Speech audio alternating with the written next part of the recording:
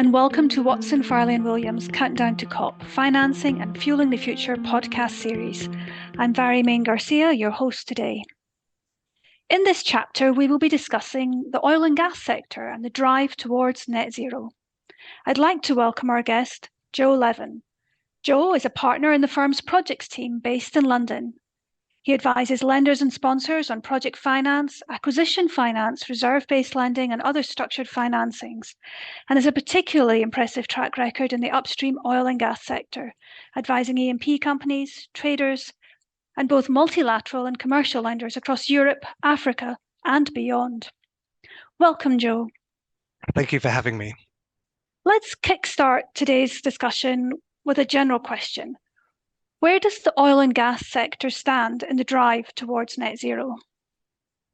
I think the oil and gas sector in particular has a huge responsibility here and is going to be key in the drive towards net zero. At the moment, there's a lot of push in the sector to decarbonize production and operations in oil and gas, and I think we're seeing a lot more of that as a lot of the companies that we work with, a lot of the independent players, a lot of the national oil companies, a lot of the oil majors look to produce oil and gas, but at the same time reduce the amount of carbon that is emitted for that production. We're also seeing oil and gas companies really focus on carbon capture projects, which I think they'll lead the way on, and we'll see how that also removes carbon from the process. So we're seeing a big drive by oil and gas companies to decarbonize whilst still maintaining production in the sector. Thanks, Joe. And I think when we're looking at that and looking at sort of maintaining production in the sector, maybe we should just take a step back as well and just understand whether net zero can actually be achieved in the sector. So you've talked about emissions and so on being reduced, but can net zero actually be achieved in the sector? I think the sector can definitely reduce its carbon emissions. I don't know without other methods such as carbon credits and other systems whether it can become net zero, but I do feel that carbon reduction, carbon capture and storage, and use of new technologies, use of new production methods. If we look at what Equinor has done in Norway, for example, it's reduced carbon emissions from production hugely, and it's probably setting examples that can be used globally across the market for new production, which are emitting carbon from its gas developments at probably 10 or 20% what we're seeing across the North Sea, for example. So I think the sector can definitely decarbonize in combination with other technologies, other methods of producing energy, etc. It will play its part in the net zero. Thank you. And those are interesting statistics. And I think it goes to show that obviously a lot can be done, particularly looking at new production methods and using new technologies. So with that in mind, what are the biggest barriers then to the sector actually achieving or at least significantly reducing emissions and striving towards net zero? So I guess it's a very global thing, oil and gas, and we see each country where oil and gas is produced has its own different regime. For example, Norway is probably where you look at sort of best practice. There's a government that it ensures reporting, best practice, use of new technologies, and is a very supportive regime and tax regime that it actually encourages best practice. But obviously, and we've all seen with things like the windfall tax, where these things cause barriers to investment, it makes it harder for companies to do new developments, to do them in the cleanest possible way. And then that goes all the way through to countries such as in South America, North America, the Middle East, etc. They have also different regimes around production. There's no one size fits all when it comes to the barriers, because in different jurisdictions, it could be a tax regime, it could be geological, it could be to do with local legislation, etc. Some of the barriers that we're seeing may be closer to home in the UK, for example. we're seeing lenders and financiers sometimes moving away from the sector. And I think that makes it harder for companies to fund new developments and use new technologies and to do things in the right way. I think what would help the sector and help reduce barriers is to make sure there's sufficient finance available for development where certain new technologies are being used, and we need to see more of that available to companies to help them decarbonize, because new developments need to be done in the best possible way. And I think that is a barrier in some instances, that we're not seeing enough finance available to these companies to do that. So financing itself can be a barrier. What's your top tip for companies looking to secure financing in the sector? I think what we're seeing now is that and it goes along with decarbonisation, is that when we're seeing new financings, especially when there's development assets and aspects to it, we're seeing a lot of engagement between the companies looking to borrow and their lenders on the ESG side, ensuring best practice.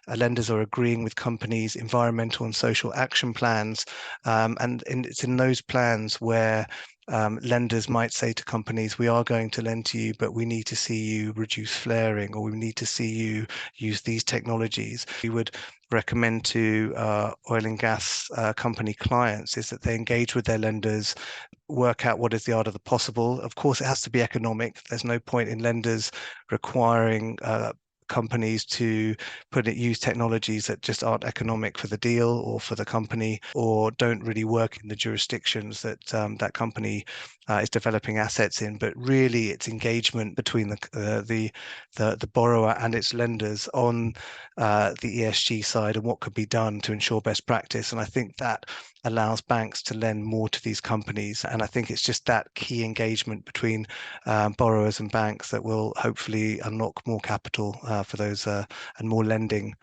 into the sector. So it really seems that engagement with lenders is absolutely fundamental, and ESG is central to the lender requirements. So that therefore has to be the key message, I think, in terms of securing financing. And I think that's right. And actually, it's very helpful that banks bring best practice to the sector, but those companies, they've got shareholders, or they might be listed. They also, have their own pressures and their own targets to reduce carbon. So it's not normally a difficult conversation, because everyone's sort of pushing in the right direction. And staying on the topic of financing, what does the sector need to make financing easier to achieve net zero? What's always an issue for lenders generally is stability. So legal regime, stability in tax regimes, and I guess stability ideally in things like the oil and gas price, but that's obviously affected by global factors. It's very difficult to control a stable oil price, but where we can see more government control, keeping a tax regime, for example, steady and consistent, that helps lending. So, for example, the recent introduction of the windfall tax in the UK, for example, really had a negative impact on what lenders can lend into the sector in the UK. Legislation changes that could impact the oil and gas sector, or impact bankability issues, such as like taking security for a lender in certain regimes. All of that stability is key, so that when banks lend, they know exactly what they're lending into, and have confidence. So I'd say just stability in those areas would be key. And I suppose with stability, it depends where you are in the world. A lot of the less developed regimes will have stability entrenched in the contractual documentation, and so there'll be some contractual protection there, potentially at least, that lenders can get more comfort from.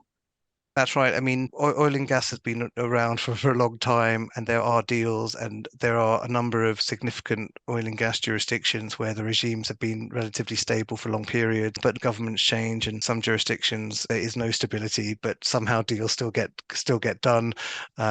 We sometimes see jurisdictions that in the past lenders have actually lost money in because of regime changes or expropriation, but then later banks can return to those jurisdictions and lend into new transactions as they start to have some stability. As you mentioned, jurisdictions vary, and the rules and the regimes vary, so it's very difficult to get that consistency. But where there is that consistency and stability, it's easier for lenders to invest. And do you think that the trend of IOCs, of international oil companies, to have green or renewable arms, a number of them have opened those up and set up green and renewable arms in recent years, and they're being very proactive in that respect. Do you think that's also helping drive forward the sector in terms of green credentials and perhaps the drive towards net zero? So the oil majors, I think, have a huge role to play in achieving net zero because these companies have got offices and experience in a huge number of jurisdictions. They know how to do big projects in all of these jurisdictions. They've got engineers, they've got a lot of technical skills, experience, and they've also got the financial power to undertake renewables projects, invest in clean tech. And I think that's what we're going to continue to see. I mean, look at Equinor, the national oil company of Norway, and they're a lead player in offshore wind, for example, and currently. So I think they're probably well ahead of the curve. But what you see, people like BP, Shell, really investing in clean tech, investing in renewables, and of course they use revenue from their oil and gas assets to do it. But because of the scale of these companies, I don't think we can achieve net zero without them playing a massive role in investing in renewables and alternative energy and clean fuels. And if we could look at the opportunities for clients, clients that are looking to finance an oil and gas sector, what opportunities do you see? So at the moment, we are seeing a lot of oil majors selling non-core assets, and part of the revenues they get from selling those oil and gas assets is put into clean tech, could be put into other operations, and we're seeing opportunities for independent companies, mid-sized, smaller companies to buy up those assets. And often non-core assets don't get the most investment from oil majors because they're looking at bigger projects, and it allows new entrants or smaller companies to buy those assets, run them more efficiently, invest in them. And to those companies, there seems to be sufficient debt available from a number of sources, from commercial banks, from multilateral banks, from traders. There seems to be enough debt in the market to support those transactions. And of course, as we discussed, when lenders come and they provide debt to those transactions, they are making sure that their borrowers are operating and developing assets in an efficient way, looking to reduce carbon emissions from those assets, and so bringing best practice to it. So it sounds like there are actually a lot of opportunities for clients, and it's obviously quite an exciting sector, if not a challenging sector. It's very exciting, and actually we're incredibly busy in the sector because we're in the middle of a lot of these transactions. Big ticket bank groups are being put together. Oil major disposals are sort of happening primarily across Africa, but we're expecting to see some more of that in the Asian market as well. We've already seen oil majors sell in the UK North Sea when they've disposed of assets in Egypt quite recently, for example. So there's lots of these transactions. A lot of our clients are very active in this space, and we're doing a lot of work with lenders, but also utilizing our ESG capability when advising on those, because as mentioned earlier, the ESG aspects of these transactions is playing a much greater role. So it's busy now, and there's already a huge focus on ESG. Let's fast forward 5 years. What will be the most important steps in the next 5 years to help the oil and gas sector in the drive towards net zero? I think definitely the continued focus for the lenders on ESG requirements on in respect to the transactions that they lend into. People we work with like Harbour Energy, we see also INEOS and other companies are looking at carbon capture projects, and we're seeing that across a number of jurisdictions. I think we'll see some of those carbon capture and storage projects, how they're going to work, what impact they're going to have. It all looks very promising at the moment, and these companies are spending serious money on carbon capture. But I think within 5 years, we'll know how well they'll be working, and we'll have a better blueprint for other companies to be able to do it. Because what we're really doing there is taking old production assets, and once those assets are dry, capturing carbon and putting it back down underground. So I think that's something that will have a big role to play in reducing carbon emissions in the future, but we're at quite an early stage at the moment. Thank you, Joe. And it really does seem that there's a long way to go, that certainly there's a lot of exciting things going on at the moment. Yeah, I think that's right. There's lots going on. I think the whole oil and gas sector is focused on reducing carbon emissions. It's on everyone's mind. Everyone's working towards it. Thank you. And thank you for an informative discussion and sharing your expertise. Thank you for having me. It was a very interesting discussion. And I'd like to just try and sum up some of the key points that you discussed today. Firstly, the oil and gas sector is key in the drive towards achieving net zero. And it's a huge responsibility on the sector, and in particular on the oil majors. The oil majors are the people with the financial power, the technical skills, and the expertise, and it's really incumbent on them to help drive forward net zero. There's a focus on carbon capture projects and on the use of new production methods. But in terms of financing, ESG is key, and so that's going to be a ongoing key requirement, and that really will drive forward best practice in the sector. However, there do still remain barriers. No one size fits all, as you said.